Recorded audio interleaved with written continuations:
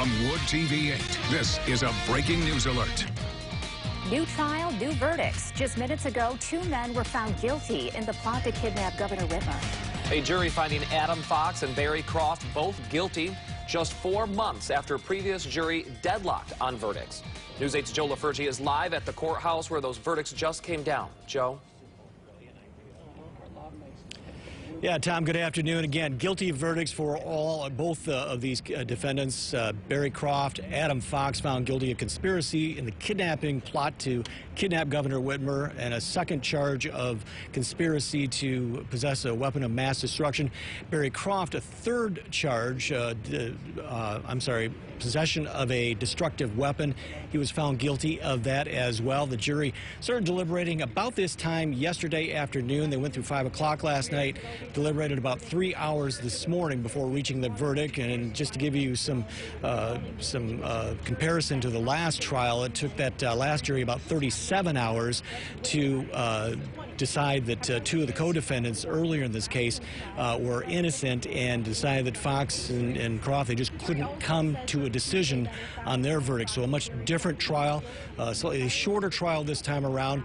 We are standing outside the federal courthouse waiting for some of the players to come out and talk to us about this. But again, about a 9-day trial, about 8 hours of testimony, or of deliberations. We got word about 11:30 the attorneys came back in through these doors saying they were going upstairs, saying the jurors had a note, just simply the jurors had a note. That could mean any number of things in any of these court cases. I've covered enough of them to know that it could be just some clarification on some testimony.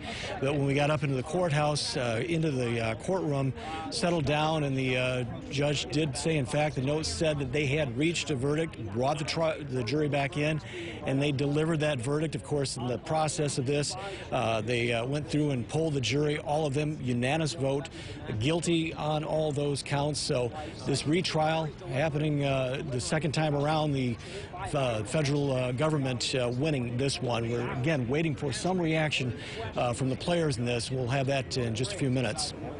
Joe, was there any reaction in the courtroom when the verdict came down? Yeah, I looked at both defendants. Adam Fox pretty much looking straight forward. Barry Croft kind of moving his head, but no real major reaction, emotional reaction that you might expect in these kind of situations. Again, they've been through this twice. Really no sense of how their reaction was. Pretty stoic. And Joe, you've been in the courtroom every day. Any insight on what the key evidence might have been that led to the feds getting guilty verdicts this time around? Yeah, and that's, I think, one of our first questions, especially to the defense when they come out. But just to give you some background, Tom, you know, I didn't cover the first time around, but the second trial, from the people who watched this and what I watched at home, it seemed to be much tighter, more focused somewhat.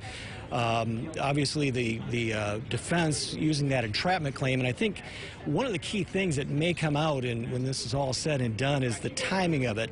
The defense trying to claim that, hey, the FBI got involved with these guys and really pushed them to make this plot happen, to train for it, to plan for it, and that sort of thing, where the prosecution came out and said, hey, these guys were talking about this, Barry Croft's case, all the way back in 2017. He was talking about the violent overthrow of the government, bombing government officials.